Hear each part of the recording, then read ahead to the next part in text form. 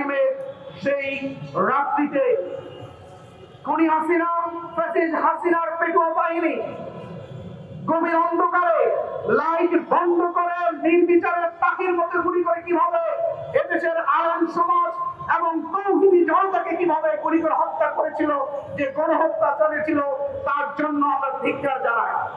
রাষ্ট্রীয় পৃষ্ঠপোষকতায় কিছু নাস্তিক ব্লগারদের নেতৃত্বে একটি সমাবেশ করার সুযোগ তারা করে দিয়েছিল তৎকালীন সরকার।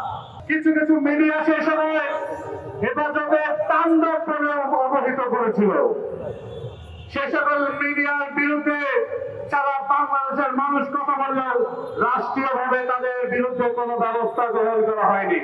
যারা গণহত্যা চালিয়েছে তাদেরকে তৎকালীন সময় শেখ হাসিনা তাদেরকে পুরস্কৃত করেছিল।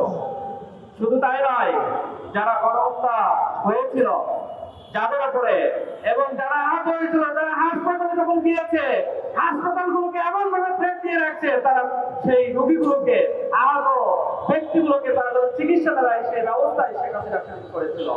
তারপরে বাংলাদেশ ব্যাংকের সামনে শুয়েছিলাম আমরা, শুরু হলো রাত 2:30টার দিকে।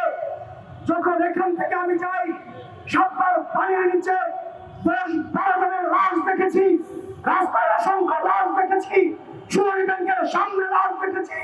সকাল হওয়ার আগে সিটি কর্পোরেশনের মহিলার গাড়ি এনে লাশগুলোকে উঠিয়ে নিয়ে গরম পানি দিয়ে রাস্তাকে ধুয়ে পরিষ্কার করা হয়েছে। আমরা জিজ্ঞাসা করতে চাই, শাপলা চত্বরের শহীদদের লাশগুলো কোথায় দেওয়া হয়েছে?